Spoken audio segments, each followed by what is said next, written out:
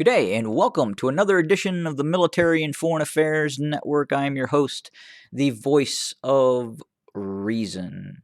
In today's coverage of the ongoing civil war taking place inside of the former state of Ethiopia, I had reported roughly 22 hours ago about significant losses that had taken place for battles within the vicinity of Gashena and other areas, both southwest, northwest, and south of Waldea.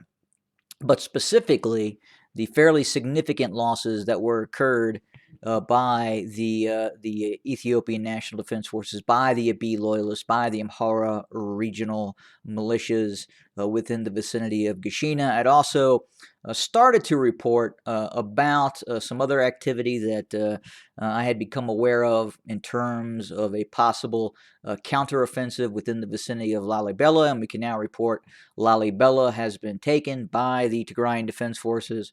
We can also report that there has been a series of strategic pocket ambushes that have occurred by the Tigrayan Defense Forces upon the forces of Amhara regional militias and the Abiy Loyalist as they attempted to maneuver closer to Waldea and within the vicinity of Gashena. So again, as we speak today, significant losses are being reported by the general staff of the Tigrayan Defense Forces. That in fact the Ethiopian army, the Abiy loyalists, have suffered fairly significant losses in terms of both material, equipment, and more specifically, manpower. We have seen in the last 24, 48, 72 hours quite a bit of what you would define as mass human wave assaults occurring really all over the conflict zone, specifically near Mursa, specifically near Lalibela and Gashena.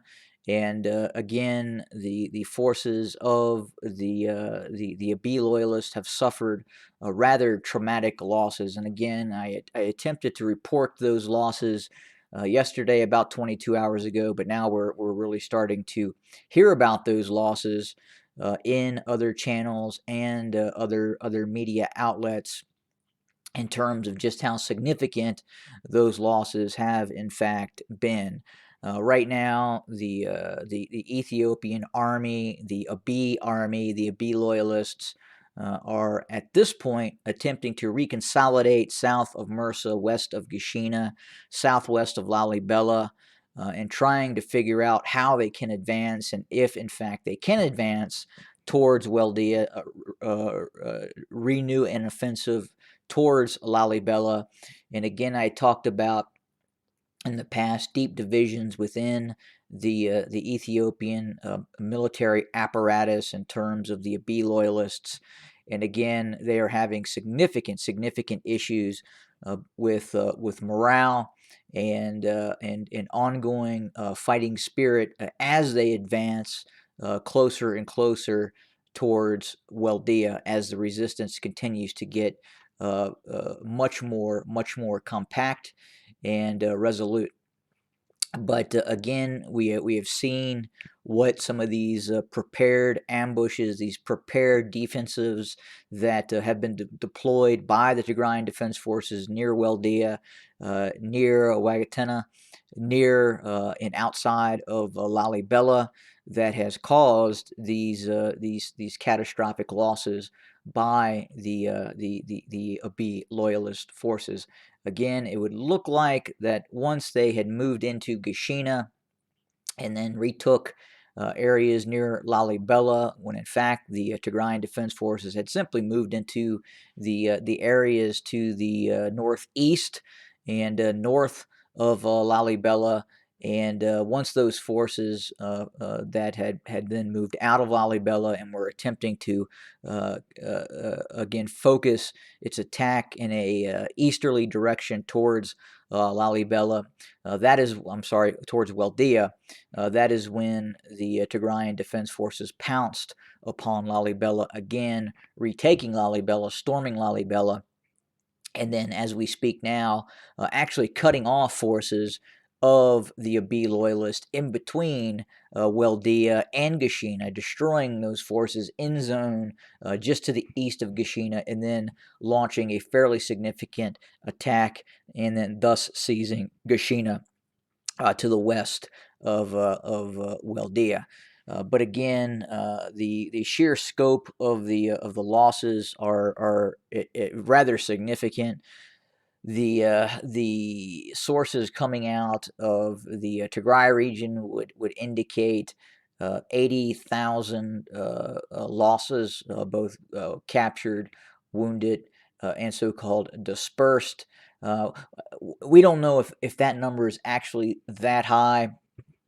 We would say in the area of possibly 10 to 25,000 in terms of losses that were inflicted upon the Ethiopian defense forces. In reality, the Amhara regional militias that were really kind of propagating this attack along the route from Gashena towards Weldea. But again, those forces suffered significant losses, and right now the main organization, the main body of the Abiy loyalists, of the Amhara regional militias that are really operating near Dese and Kombolcha in an attempt to drive north towards Weldea, have really been stifled, and any attempts to move into to Weldea right now is just something that is not going to happen. We continue to hear about this fictional force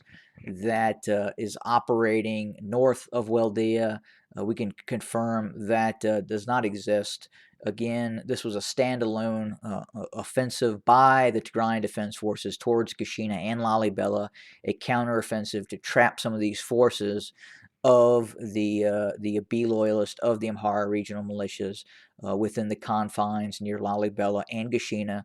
It would appear that objective has been achieved, and in fact, those forces of the Abiy loyalist, of the Amhara regional militias, again have sustained again catastrophic losses in these pocket ambushes that are these pocket maneuver ambushes that are created by the Tigrayan Defense Forces.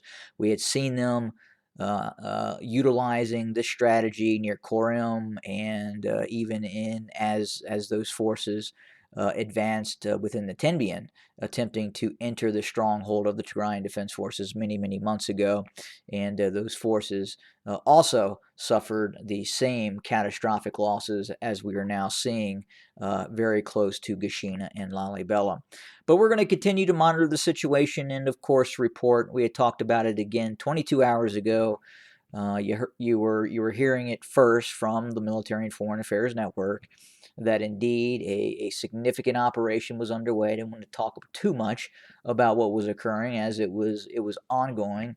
And I at that point I wasn't sure of the outcome. I knew at that time that significant losses were in fact occurring, but I was unsure as of yet if they were actually going to retake Lalibela and Gashena, as they have appeared to have done, meaning the Tigrayan Defense Forces. But we're going to continue to monitor the situation and report and give you facts and truthful information on the ground that is difficult to get out of both the mainstream media and the Abiy media coming out of Addis Ababa, also known as Fene. We're also watching some stuff on the ground from the Oromo Liberation Army. We'll have more on that soon, but we're watching that as well very closely.